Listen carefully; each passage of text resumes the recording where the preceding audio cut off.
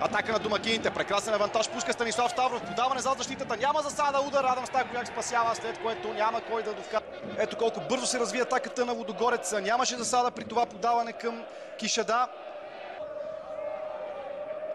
Финтове на Кишада. Изпусна момента да центрира. Прави го чак сега. Възможност за отбора на Лудогорец. Какво спасяване на Адам Стаковяк за него.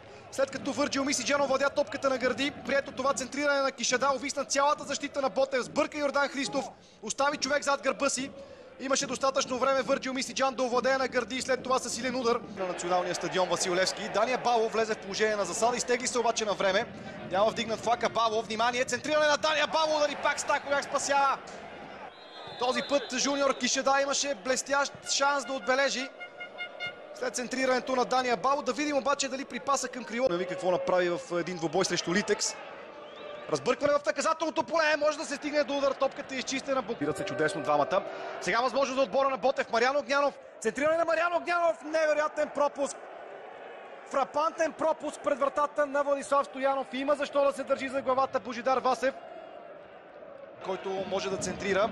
Центриране на Вандерсон. Върджил Мисиджан спира на Гърди. Не се разбраха двамата.